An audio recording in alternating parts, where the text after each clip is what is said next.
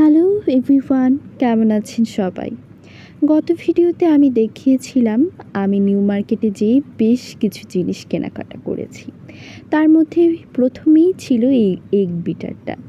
Egg bitter কেনার শখ আমার অনেক আগে থেকেই ছিল, কারণ আমি বেকিং করব চিন্তাভাবনা করে রেখেছিলাম।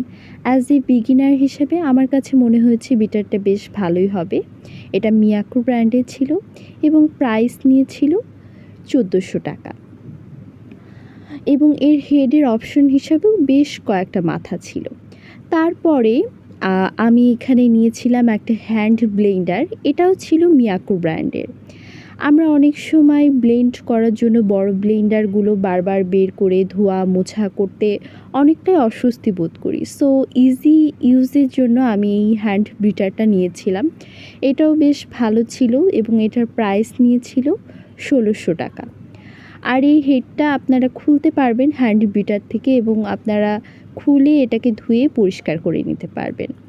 চাইলে আপনারাও নিতে পারেন এটা। তারপরে আরেকটা নিয়েছিলাম আমি একটা টেবিল ক্লথ।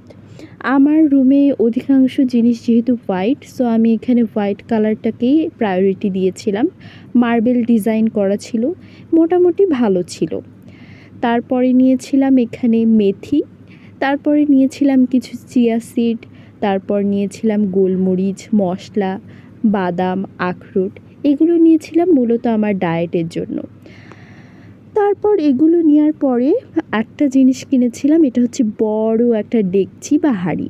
এই হাঁড়িটা মূলত আমি দুইটা কাজে ইউজ করব বলেই কিনেছিলাম। একটা হচ্ছে বিরিয়ানি রান্না করা, আর একটা হচ্ছে আমার যেহেতু ওভেন নেই, আমি ওভেনে বেক করতে পারবো না, সো বড় হাঁড়িটা দিয়ে বেক করব।